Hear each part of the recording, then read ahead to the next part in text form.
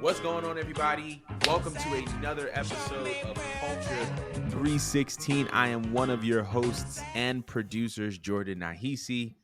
Brought to you by Kmo Kenergy. How are you people? And thank you guys so much for tuning in with us. This is episode 17, if I'm not mistaken. We got a lot going on in this show. Also, just to let y'all know, if you're on Apple Podcasts or Spotify Podcasts, be sure to give the show a 5 stars. If you're listening or watching on YouTube or any other platform you can visually see us, be sure to like, comment, and subscribe as well. We thank you guys so much for your support. Also, this Sunday, we got the NXT Great American Bash, which means that we will also be having a 316 space as well. We're still trying to work our Discord, so we're kind of unsure of how we're gonna utilize Discord. However, for now, let's do Twitter, and then if there is a Discord thing, we'll announce it closer to the date.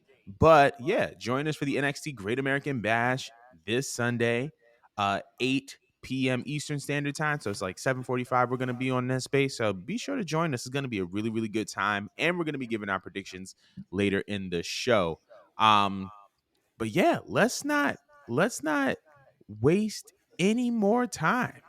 All right, so first things first, we have some non-wrestling but wrestling kind of related news, and it's pertaining to All Elite Wrestling. All right, All Elite Wrestling, they have their non-for-profit kind of outreach arm called AEW Together, and they announced that they have a new partnership, and this partnership is with an organization called Best Buddies. For those of you who don't know what Best Buddies is, it's a global organization that is dedicated to ending social, physical, and economic isolation for more than 200 million people, 200 million individuals with intellectual and developmental impairments. This is coming from the Fightful website, by the way, if you want to look up it for reference. This partnership is made possible through AEW Together, and they have announced some new global ambassadors. These global ambassadors include All Ego Ethan Page, Paul White, formerly known as The Big Show, as well as our favorite Willow Nightingale.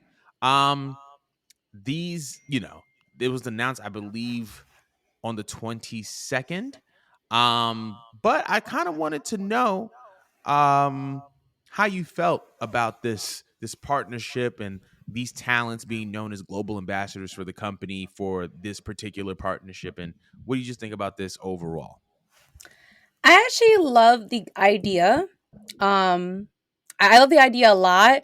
I was very surprised when you had chose the names, or they have chose the names that they chose because, I mean, obviously, like these are important people, but I feel like if this was like a WWE thing, they definitely would have went with like their faces, like Mm, like their company faces. absolutely. And I like the fact that they're giving roles to other people in the company. Not that Willow Nightingale obviously is at the bottom or anything, but it's just that I like the fact that they're giving roles out to others. You said Paul, right? Are we talking about the Big Show when you say that? Yes, the Big Show. No comment. Um, actually, no, yeah. Actually, comment on the Big Show just because, like, is that all he was signed to do? What is his role exactly in AEW? I just had to ask. I think the last time we checked, he was doing commentary for Dark, but obviously Dark is no longer AEW Dark is no longer a program. So right now, I'm not completely sure. Probably backstage. I don't know. I'm not completely I'm sure not myself. upset that he's chosen. It's just that, like, I didn't know what he was doing because I know he popped Mm, up. He did commentary, like you said, and then he just kind of fade into the abyss. So, is he going to mm, be like the Titus O'Neil, I guess, for AEW and just be uh-huh. used for representation or just, be an ambassador since he's probably used to all that with WWE? Like, that was just more of a question. I don't want to slander him this time and calling him useless because honestly, I think this is a very big thing. Um, I like the fact that they are shining light on people that had developmental issues. So good on Tony Khan for that. I love the fact that they're going with Willow because like Willow's like AEW's Bailey. You know what I mean? Like Wow. she's for everyone. You know what I mean? Like that's where I feel like she's kind of positioned as. She's very likable. She's definitely someone you could like bring around all groups of people just because she just has an inviting, bubbly personality and stuff like Agreed. that. Um, And I like that considering things worked out that the way that it did for her. It's like, hey, like we didn't just want to treat you like you were just like a last option. We actually do think you have other things that are great for our company to bring to the table. So we like to give you the ambassador position, which I think says a lot about her as a person, her character. So love that. I don't really have too much commentary for Ethan Page because I don't know too much about Ethan Page as a person. I don't really have too much comments on him as a wrestler. But what do you think about, this development with AEW and the three names that were chosen? So I think that this was actually perfect. Obviously Ethan Page has been depicted as a heel on TV for the majority of his tenure at AEW, and it may have come as a surprise to a lot of people that he was chosen as one of the ambassadors or one of the ambassadors of this partnership. But I'm not surprised. Ethan Page, from what I understand, is a very, very, very, very, very solid, good human being who has been very, very much involved with AEW together, which is their outreach department. He's been a part of that since like day one. He's always been very, very pivotal in that. And so him being named as a global ambassador comes as no surprise to me because in addition to him being a great on-screen character, he's just an awesome person. So shout out to All Ego for that. Now, the Paul White thing, I actually understand. I'm going to tell Hmm. you why. He was also a global ambassador for WWE for the Special Olympics. Was he really? So, yes, he was. So this Oh. makes sense. He has experience being an Oh. ambassador. And so, obviously Ethan Page is he's not a new talent, but in comparison to Paul White, he is a newer talent. And, when you're putting together these outreach programs, you want to be surrounded by people who have the experience. And so Paul Mm. White, formerly known as the Big Show, is someone who definitely has global ambassador experience, especially for a large people-facing professional wrestling company. And Willow Nightingale, she is I believe, if I'm not mistaken, she is the reigning and defending New Japan Strong Women's Champion. She is also the winner of the Owen Hart Women's Cup this year. And so she's been put in very, very big positions in the company in the ring. And on top of that, she's also just a great bubbly personality. The parallel that you drew between Willow and Bailey, I think it was genius. But Willow has been put in some big spots over the past year as it pertains to AEW, and so this comes as no surprise either. So I'm not surprised at this as well. Overall, I just think that this is just super dope and super good. Anytime where a wrestling company gives back, it's always great, and this also just kind of builds on, the stuff that Cody was doing when he was there. And, they're really, really committed to really being about diversity, equity, and inclusion. And this is one of those ways. So I'm just really, really excited for that. So did you have anything else to say? Or we? No, I love that. I didn't even think about Cody. And it just opened up the whole like door, I guess, in my head. Mm-hmm. Just imagining like would he have been the face of like all this stuff if he were here? Like I wonder what he would have done. But I like that they're still continuing it while he's not there. But I have no further comments. Yeah, but we want to hear how you guys feel about this AEW Together Best Buddies partnership. Let us know in the comments below. But we're going to be moving right along.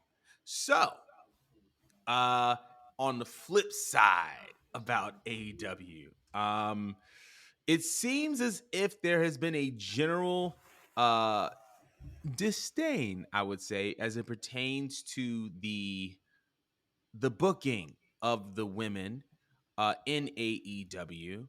Um, and it came up last night. Uh, hold on, I'm trying to find the tweet, but it came up last night. Uh, as it pertains to the match between Taya Valkyrie and Britt Baker. And we're not going to get super duper into that, but there was a sign that said book women's wrestling better, or women's wrestling needs to be better, something along those lines. And we thought that that was just kind of like a one incident thing. And then we saw Soraya of the Outcasts like a very, very interesting tweet. She said, and the tweet is from Ibu of Wrestling Purists. He My says, homie, by the way, kind of shout out to him. Go ahead. kind of feels like the out kind of feels like the Outcast story was a big waste of time. Obviously, there's no controlling the hater injury, but we didn't get blood and guts out of it. the whole surrounding division paused, and it feels like very little was accomplished broadly in the first half of the year. So I want to kind of present to you or ask you, is the AEW women's division in trouble? I've always felt like the AEW women's division was always booked underwhelmingly, is the best way to put it. Like they will give us some storylines that like they start off really good or some concepts that I do enjoy, but then with execution it just usually falls flat. And it's either one or the other. Like they'll have something that's cooking and like unfortunately it's just not two very good wrestlers. Or for example, like let's use Jade for example sake, because she was the longest reign champion I believe that they had. I think she was for she had that shit longer than Britt Baker. A lot of people were complaining that her reign was just boring, like she just had a Goldberg booking, which I don't think was the biggest issue, but the issue was that like it didn't seem like she was really developing as a character that much, Hmm. and they attempted to do little things with her like tax on some friends, like they had the baddies, and like it seemed like a wonderful concept. Oh, let's get the fans involved and let's Yeah. go set up a baddie circle and let's have Jay set up with these two bad bitches or whatnot. And you thought that off of that there would have been like a bigger story that would have evolved then to have elevated like Red Velvet and Kira Hogan, but like nothing like came out of it really. It was just like I think at some point Kira faded first, and then at some point later on Red Velvet faded, and then Jay lost the belt, and then like that was that. You know what I mean? Right. Um, that's just like an example I'm using, just because like there was more you could have done with someone who already like had everything needed Right. in Jade, but you just Absolutely. didn't. You didn't give it all that she could to have made it like a really historic reign. It was just good for like the optics. That's how I feel about the Outcasts. The Outcasts, like visually, they look great together. It makes sense, you know. You had Paige, a very outspoken individual. She was always outspoken since she was on WWE, and she kind of like had an extension from what she had going on for that little short friendship she had with with AJ Lee, in her time in WWE when they were together. That's what I was looking at when I was looking at the Outcasts. I was like, oh, two people who aren't like, at least for their time, they weren't like normal, quote unquote, I guess is the Uh best way to huh. put it. And they put together three people that kind of seem like oddballs in Soraya, Ruby from the Riot Squad, and then Tony Storm. And it's like it looked great. Like them next to each other, it looks great, but it just kind of came off confusing to me Mm. because I didn't understand what they were exactly mad about at some point. Right. And it didn't seem like what they were fighting for at some point. And I can't tell if it's like an issue amongst just factions. Does WW not WWE does AEW suck at? Like, do they just not know what to do with with factions in general, or is it just with the females that they just don't know how to tell stories? Like, I can't think of one AEW female storyline that like I thought I had to go revisit it again. And I thought that I was gonna get that with Jamie and Tony, and even then, so that kind of fell a little flat to me. Like it felt like it should have been more important because I'm like, oh, it writes itself, like they're two best friends. Right. But I didn't get that. So I just think it's a issue of storytelling. It's an issue of booking. I feel like Tony will pick his favorites and then let them kind of carry out, but I don't think they know how to build a division to where they could tell a compelling story, but other people look strong and it makes sense on a logical standpoint.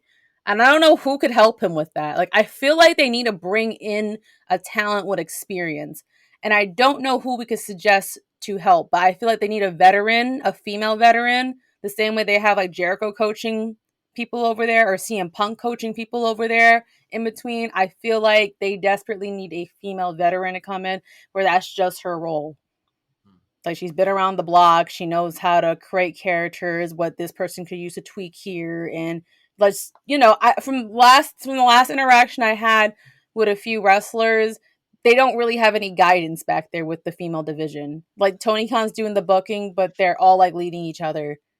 So Mm. I don't know who to exactly point the finger at, but but there needs to be order and there needs to be someone leading that's not Tony. That's how I feel. Long rant, but how do you feel? I have a couple hot takes on this because I feel like a lot of this is rooted in the AEW culture, right? John Moxley said it best when there was that whole conflict when CM Punk kind of departed from the company. He says, winning this AEW World Championship, it means that you were great on your own terms. And essentially, he was implying that AEW was an environment where you can be as creative as you want. You can throw stuff into the wall until it sticks. Now, everybody complains about Vince McMahon and Triple H and the powers that be at WWE because there's a little bit more of a creative hold that these guys have. And rightfully so, you know, the way that they do business or the way that they do creative and ideas, it may not work for everybody. But Mhm. if and when you leave that environment and you decide you want to be the person who is 100% in control of your ideas and the execution of it, there's nobody to blame but yourself. There's no there's nobody around that you can blame anymore. No. And sometimes you know Vince was wrong. Sometimes Vince was right. And we're starting to see that play out in real time in AEW. Here's what I will say with the booking of the AEW women's division. And I think I'm going to start chronologically because it started off when AEW kind of first started, and I believe Rio was the first AEW World Women's Champion, and then next thing you know, Nyla Rose won the championship. It was either that or it was the other way around. Yeah, And it was while Nyla then Sheeta. Okay, yeah. No, it wasn't Sheeta. It was Nyla and then Riho. And No, then I but think Sheeta was Sheeta. third, right? Yeah, I think No. Sheeta was third. Yeah. Yeah, because Sheeta beat Nyla. Yeah. Um, and they were having good matches, right? They were having TV time, but nothing was resonating because they weren't creating stars. I feel like Nyla was really, really good. And she was she's an innovator and she made history by being the first transgender to win a world championship. And I will always have that love and that respect for her and that admiration Mhm. for her. However, it felt like the division itself was lacking umph. So then we go into the era of the DMD, right? Where Britt Baker is front and center and everybody's kind of following her. And to be honest, the era in which Britt Baker was front and center was probably the hottest the women's division ever was, right? Her feud with Thunder Rosa, like her matches, like this is when the division is white hot, and it's mostly because she's white hot. And then now you have Jamie Hayter kind of being aligned with her, and then you have that storyline going on. And then we skip to Thunder Rosa winning the title. Then Thunder Rosa has to drop the title because she's injured. Tony Storm wins the title. Um, and then that kind of lays the foundation for this kind of era that we're in now with the Outcast and stuff like that. Um, and it's going the way that it's going, right? And so that has led us to where we are now. So the women's division has gone through a lot of ebbs and flows, and yet it still feels like it's missing something. I don't know what that thing is. I continue to watch the product, and there are times and there are moments where there are, I feel like Jade was like a white hot point, and I feel like we're actually missing Jade. I feel like that's a big part of it. Is that a lot of people are missing Jade, But she and don't miss us, and she let us know. sis is living her best life. Okay, she's on some beach chair with her 10-pack abs, just living her best To life. back But abs. ab speaking in tongues, bro. She's just chilling. But I feel like the division misses her. But I think it's more than just a talent issue. Like that tweet said, like that storyline didn't really have any payoff. But like now the question has to ask itself, is this the fault of AEW? Is this the fault of the women? Like, because like now we have to ask ourselves who's really in creative control, right? If you have the creative control that you say that you have, then wouldn't shouldn't you have had a blood and guts match as well?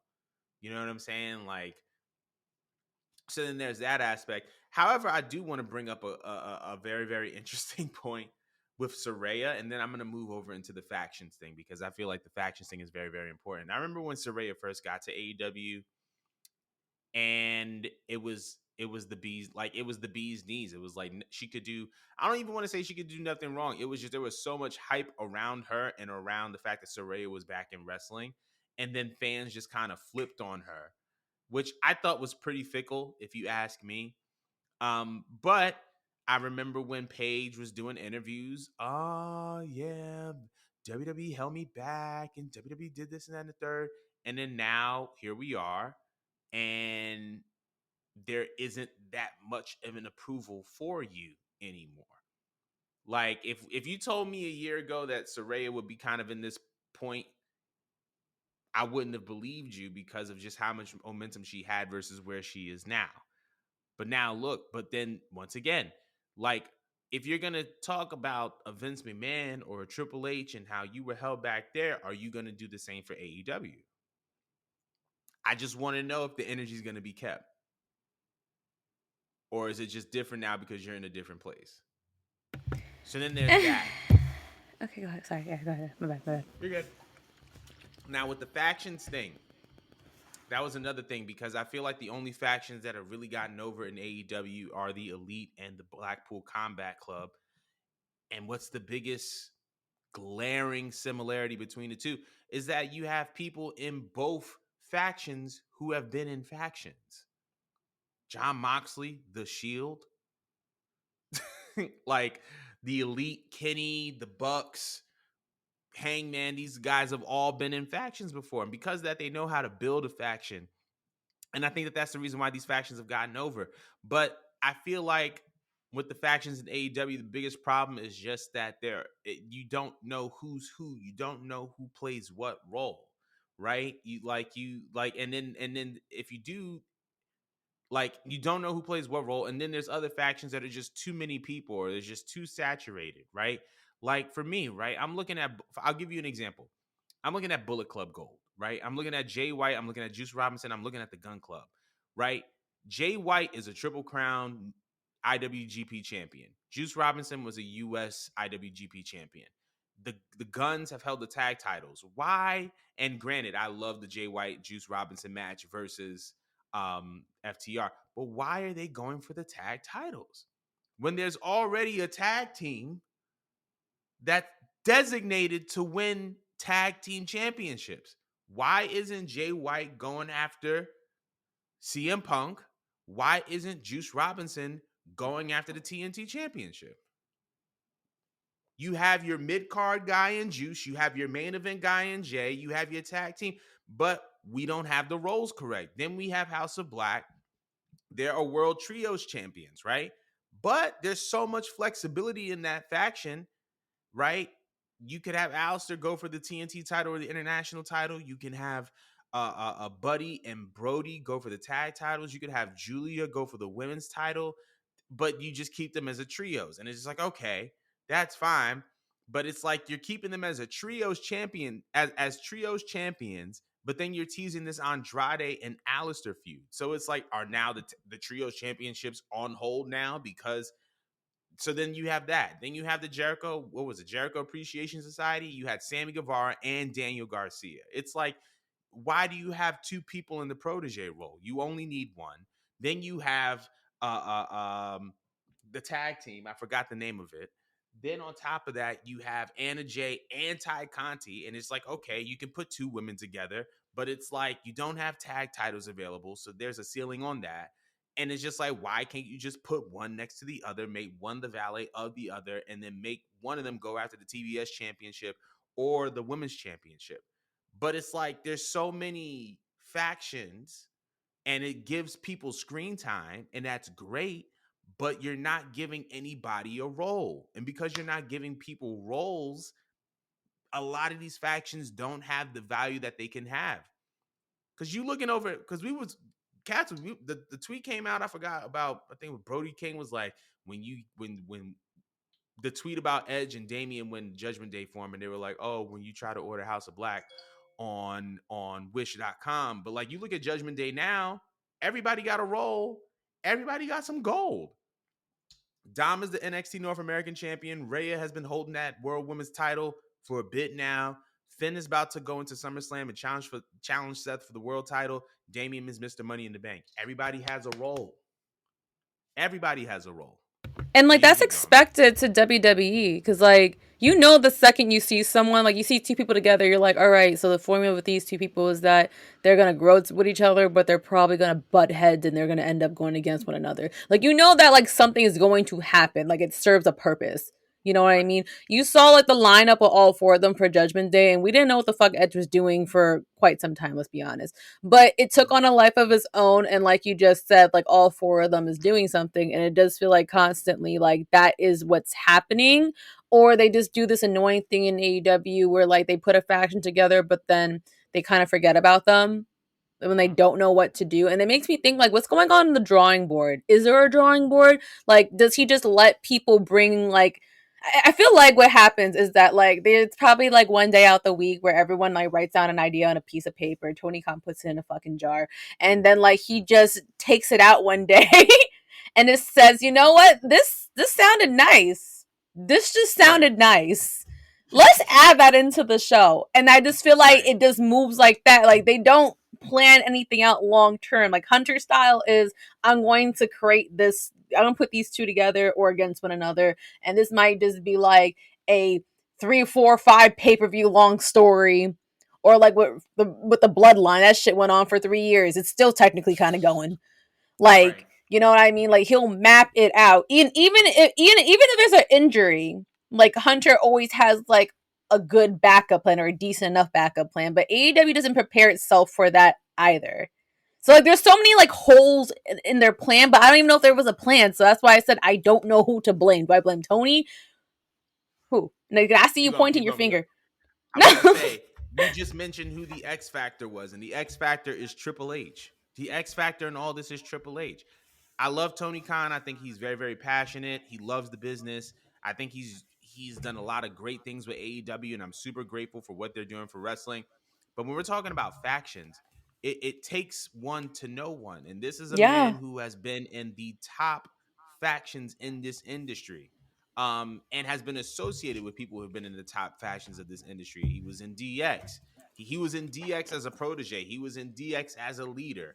He was in Evolution. He brought back DX. He was in the corporate ministry.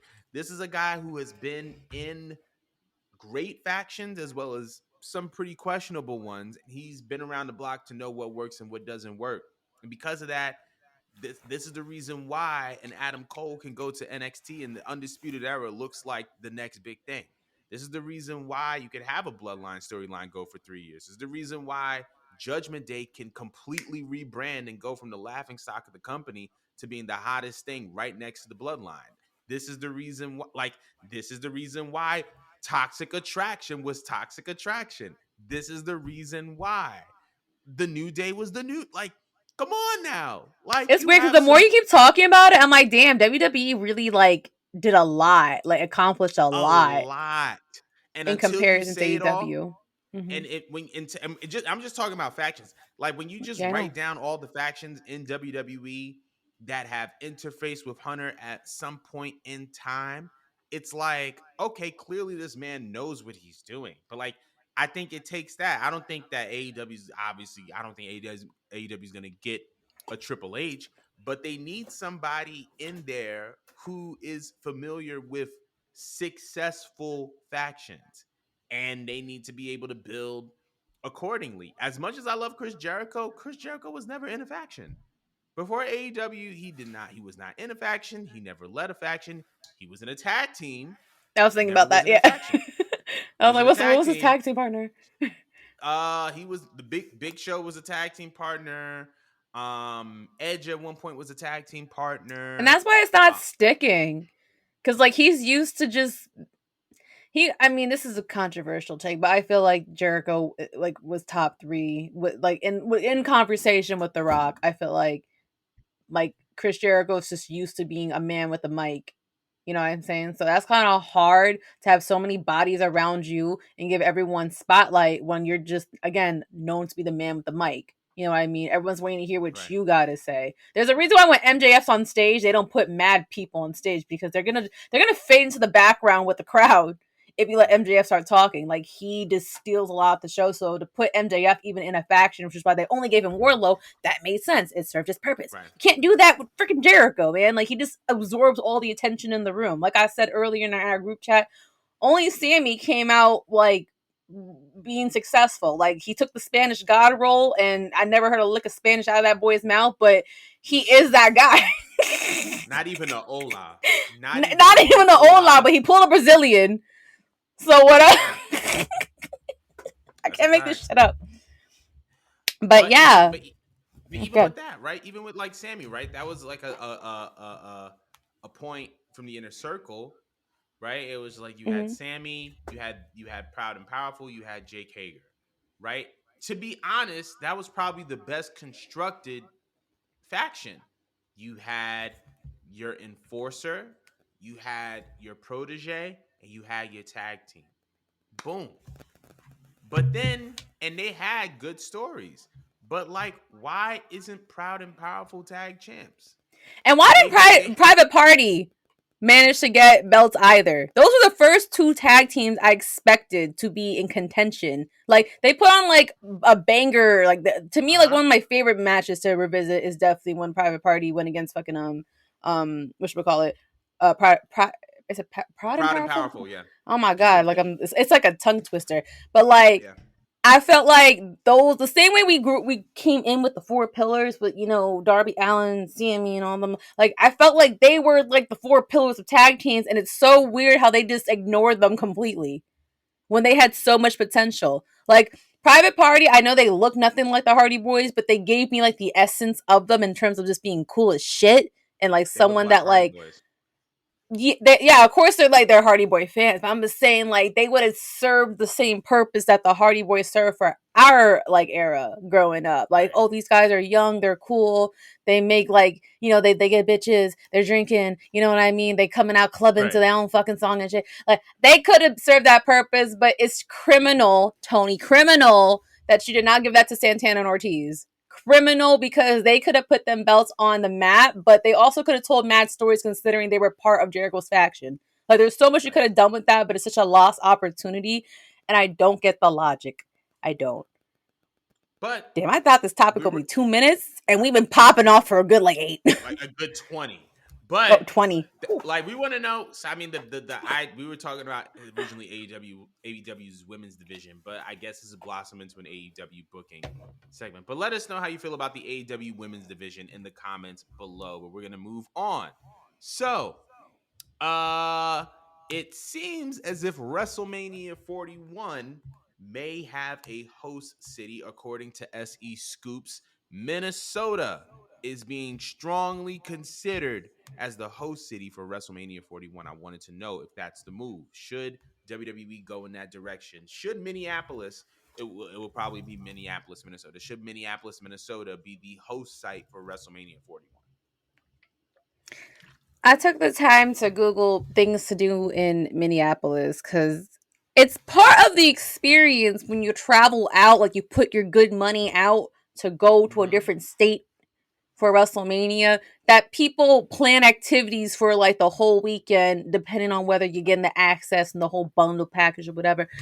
And the following things I'm seeing are like a brewery tour, the Minneapolis Institute of Art. I don't know what kind of art I want. I want to know from Mississippi, or Minnesota.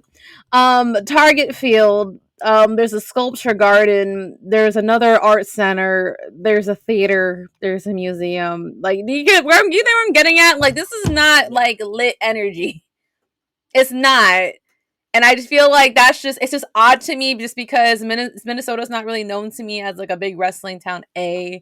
Um, and B, it's just like people are gonna be like locked basically in their hotel rooms until it's time for the show, which I Right. think makes again the fans lose out on the experience or maybe not seek the urgency to want to get their tickets. So I think it's odd. Um, when's the last time? Is this their first time using Minneapolis for WrestleMania? When's the last time they traveled out here? I If don't they think ever they've did. ever done. I don't They think they never have did. done. I don't think they've done WrestleMania in I just Minnesota. think I'm it's gonna check. weird. It's so weird. I don't like it. There's some outdoor attractions. You want to go see a river fall. Ooh, they said you could go shopping. Where else? Like, Why would you what say am I "oh" like supposed that? to do? It's Ooh. just like an aquarium. I could do all this in Long Island. Mm-hmm. All of this in Long Island. This is just and Long Island's trash. As a person that lives in Long Island, is trash. So if I'm telling you, you can do the same the same activities in Minnesota as in Long Island. It's garbage. It's hot garbage. I. What do you think about this? So here's so I'm reading up on more details, and I think that the reason why they're eyeing Minneapolis is because of the stadium. It's the U.S. Bank Stadium, seats 73,000 people for football. Obviously, it's a city that they at least they have rarely visited for WrestleMania. I don't think How does they that help actually you? have visited for WrestleMania at all. How does that help you? Um, the only thing that I know that I would personally want to do is something pertaining to Prince, because Prince is from Minnesota and he has like an estate out there. I think it's called Paisley Place, if I am not Paisley Park. Yes, he has like his home and his studio is like based out there. So I think that's a really really cool thing. Outside of that Hmm. though, I don't know. And I honestly don't believe that wrestling fans are going to be interested in that as well. Hell Um, no. but but what I will say is, I mean, I think I was telling Mo beforehand. I was like, I feel like if you're gonna do WrestleMania in a place like Minnesota, you might as well do it in like Chicago because it's gonna be Yes. cold. You might as well do it in a place that's like a historic wrestling city. Um, but they don't consult me for things like this. But yeah, They I should. don't know how I feel about Minnesota.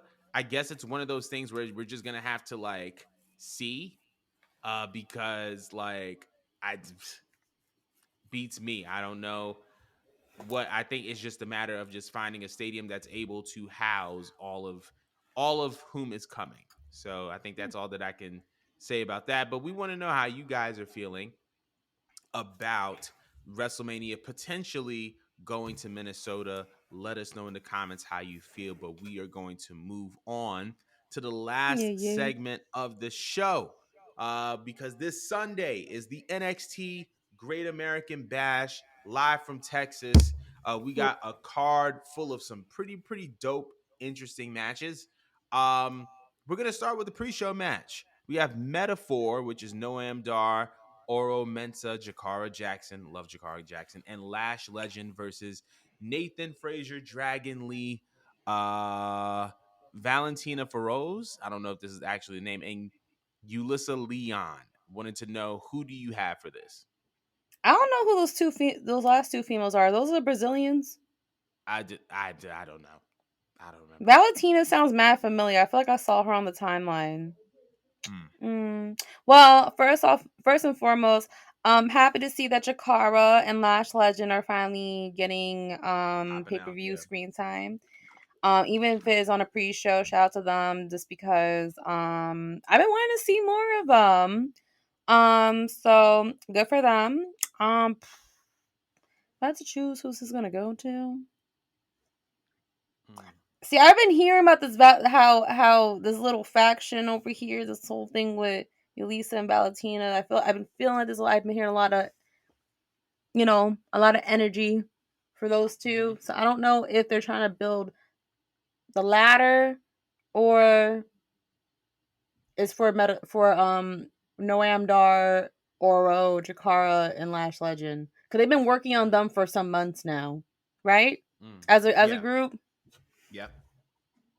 I'm gonna go with them. I'm gonna go with them. Yeah. Metaphor. I'm gonna go with Metaphor as well. As you said, the Jakara and Lash are two people that I've been keeping my eye on.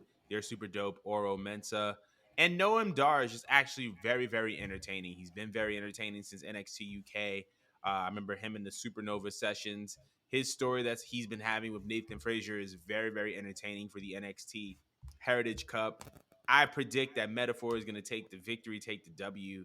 But I am very, very pleased that Jakara and Lash are getting their shine. We're going to work our way from Mm-hmm. the bottom of the card to the top. So we're going to start with Gabe Stevenson, I believe it is, or Gable Stevenson versus Baron Corbin. Who do you have? I'm gonna go with Gable Stevenson. Mm, Yeah, yeah. I think Corbin's here just to put people over, but I am interested. I do like Corbin over in NXT so far. What do you yeah. think? I like Gable Stevenson. I love how this was a less than 1 week buildup because Gable Stevenson went on NXT television this past week and was going to give his big decision on if he was going to stay in NXT full time or if he was going to go back to college Mm-hmm. to compete or possibly go to the Olympics to win another gold medal. And then Mm-hmm. this versus Baron Corbin kind of came up. Um, Gable's a very, very talented guy. The stuff that I've seen from him is very, very impressive. However, Baron Corbin getting back into NXT was probably the best thing that's happened to him in a very, very long time because we're seeing the real Baron Corbin or the Baron Corbin that I think we were all kind of gravitating towards when he was in NXT with that lone wolf gimmick. And the vignettes that he's been getting has been pretty, really, really cool. I So agree. I'm glad that he's back, but I definitely see Gable going over in this match. Next, we have Dominic Mysterio versus Mustafa Ali versus Wesley. Who do you have for the NXT North American Championship? Who do you have? I think they wouldn't give the belt to Dominic just to make him lose it the same week. I think that's kind of wild. Mm-hmm. So I think by default it's gonna go to Dominic. And I think Mm-hmm. it's interesting to put him in NXT just because I think I was having a discussion with Zaire about this. Now I didn't get to unfortunately see him win the belt, but I was just like when I got the message saying that like he got the belt, I'm like that like why? And I was at first mad at it. And Zaire said no, it's brilliant because like, think about it. Like, this is Rey Mysterio's seed, and we already hate him just because he was pretty much expedited to being at the top just by default, just because of who he came from, right? And we're at a point where we can't stand Dominic Mysterio to the point that he just like exists and we don't let him talk. We just start Right. yelling until he may possibly give up or in hopes that he gives up, and Right. we're upset at him because like you skipped developmental, you skipped all the hard parts that everyone else had to do to get here. You just got here because of your father. Boo, fuck you. You know what I mean? And it's just like now you did what we wanted you to do, but not in the way we wanted you to do. And you go down to NXT and you bullshit your way to get a title. And it's actually a brilliant way to build a heel. Like I actually like when he explained it like that, I'm like, you know what? This is actually kind of awesome, and it's nice too because Dominic's not a bad wrestler. We all seen the way he works. He actually is lovely, and we expect no less considering that he's Rey Mysterio's son. So I like the fact that not only are they building a heel that we're going to despise as a product of this, but um we are making him do the hard work and while also giving light to other workers. Like it's going to bring more attention to the show because even though we don't like him, people are going to watch just because Absolutely. we're seeing main roster names on a NXT pay per view. So I love this setup, and I'm gonna still give it to Dominic, and I'm expecting a damn good match out of it with obviously like an interference causing Dominic to win. Yeah, I agree with you on that. I think there's a lot of, before I give my official prediction, I do want to say I feel yeah, like there's so many layers to Dominic being champion that make this so interesting. Number one, it seems as if winning NXT championships is like a rites of passage for people in the Judgment Day, right? yes, Finn was a former NXT champion. Damian was a former North American champion. Rhea Ripley was one of the longest reigning NXT women's champions. Also, was the only woman to hold, I believe, the NXT Women's Championship and the NXT UK Women's Championship. So Dominic kind of being the yeah, understudy of it all, kind of completing the four of them being NXT champions in some way, shape, or form, I think is dope. I think that the Judgment Day presence on NXT is so necessary. Putting mm-hmm. the NXT product next to arguably the hottest faction in WWE Now they're the hottest faction because the bloodline is broken up. Yeah, Um, yeah. Arguably the bloodline, arguably the hottest faction. I think it does well for the NXT product. We saw Rhea coaching that young woman on NXT. I don't want to mess up her name, so I'm not going to say it. Obviously Dominic winning the NXT championship, it's putting him in a position where he gets to grow and blossoms and develops. So it does good for Dominic while positioning that NXT product next to a hot heel and a hot faction like the Judgment Day and Dominic Mysterio.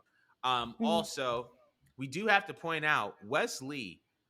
We don't talk about him as much as we should because when MSK kind of broke up because of Nash, I forgot his name already. The other member of Nash MSK Carter. was yes, he was released from WWE for things we will not talk about on this show. But I think there was like that fear that he was kind of going to fade into the background, and he didn't. He stepped up and became one of the best NXT North American champions of all time. I consider him and Adam Cole to be the best. Great matches, great Ooh, defenses, great stories. that's a Obviously, him being in the strong ring with comment. it. Listen, I'm Him and telling Adam you, Cole. Now, above or below Miss Gargano now? Because you can't just mention Adam Cole without Johnny Wrestling. true, but I don't think that Johnny Gargano was a top five. I don't think he was a. I think Johnny Gargano was just Mr. NXT. He was a Triple Crown champion, and we don't know him for his reign as a North American champion. We know him Oh, for that's his a reign bold as an take. NXT champion That's a and bold for his feud take. with DIY. That's a bold take. It's a bold take, but I stand by Yeah. it. But The Wes, Gargano I think fans gonna be in your inbox. I will close listen, them shits out of you. I'm about to make my page private, so I don't even mind. But I think that Wesley has done a phenomenal job, and then obviously Mustafa Ali. He was so underutilized on the main roster. I'm just happy to see him in the spot right now, and I think this is going to be a great match. But I think Dominic is going to win. That's true. So I there's just wish they that. would do more with Ali. But they That is are true. doing some with Ali, but I just feel like he's never going to have his moment. But I think you covered it several shows ago about Ali's purpose, so I keep remembering that when I get upset about how he's presented, unfortunately. Right. Yeah. That makes sense. Moving But on. moving on to the next match, we have Blair Davenport versus Roxanne Perez. This is a non-title match. I believe it's a no disqualification match. I think I'm gonna get I think I'm gonna get Blair. I think I'm gonna get Blair Davenport for this one. I want What Blair about because she yourself? has more personality than Roxanne. Same. Like, I like Roxanne. It's just she doesn't ooze to me champion vibes yet, and it's gonna take Mm, more growth from her. Um, it's like we love her, but then I feel like from the moment she opens her mouth, I just feel like I'm dealing with a child, not a grown ass woman. And then mm, I'm not no disrespect to her. It's just the way she conducts herself and the small baby voice she has. And it doesn't help that she's small, so it just makes her just seem like a small girl, even though yes she is young. But Blair, I actually enjoy Blair. I liked her work in the UK. I liked her short run in AEW. I love her personality. I love her personality, and I feel like um it's easier to build a division when you have a heel in the driver's seat. But she mm-hmm. brings like a little more edge, I feel like. So I would like for her to, if optional, obviously to have the belt. So yeah, I'm gonna go with that. I'm gonna go with Blair as well. Obviously, because of her extended absence, she has some unfinished business, and I would love to see her kind of complete that and do her thing. And I feel like Mm-hmm. it's gonna start with this match. So that I got Blair. I got Blair Davenport for this match. Mm-hmm. Um, but moving on to the next match, we have for the NXT Tag Team Championships, we got Gallus versus the Mm-hmm. D'Angelo family. Um, I want to know who you think is gonna take this. The Wolfgang, sorry, Gallus, or go with D'Angelo family. I'm gonna go D'Angelo family, Mm. but that's I'm gonna go. because I'm Keep biased. going. Go ahead. I feel it. No, no, no. I feel it. I'm gonna go D'Angelo family as well, and also the build up for this story has been really about Tony D'Angelo coming back.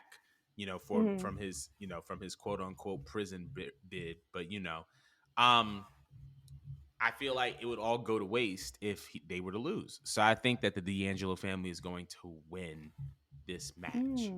Okay. So moving on, we have for the NXT Women's Championship, we have a submission match. Tiffany Stratton versus Thea Hale. Who do you have?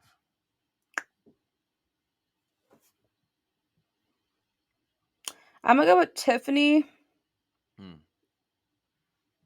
Even though I actually really like Thea Hale, I feel like whoever is working backstage, Sean, I suppose, um, looks at Tiffany Stratton pretty high, and I feel like they're still trying to build her as a convincing champion. Mm-hmm. And I just want to pause and ask, how do you feel about her championship run? Like, do you feel like since seeing her with the belt, she's done anything with the belt, or that she's seemed like she's ready to carry on this responsibility with the belt? I think she's ready. I think she's ready. However, I think like just based off of like her interviews and stuff that she said in the past, like I feel like those comments have kind of set the tone for who she is, not as a character, but just as a performer and a person. She knows Okay. she has work to do. She knows she has a way to go. And I don't think that she's coming out here just like, yeah, I'm better than everybody else. From a character perspective, yes, because she's a heel. But I think that her understanding that she has to grow kind of like frames it as like, okay, if this is kind of like her standard, then I think that for somebody who is dedicated to her growth, I think that Tiffany is doing a good job. And on top of that, considering the circumstances that came from it, I feel like she's doing the best that she can. Right? Like the moment that Mandy got released and I guess they didn't put Gigi and JC into that main event scene, it's like one of those like next person up kind of situations. And I feel like she stepped up to the plate and she's done what she could do. But I agree. I like you said, I like Thea Hale as well, but I just feel like Tiff got it. You know what I mean? And I feel like she's gonna win this match. Mm-hmm. Okay, I like it.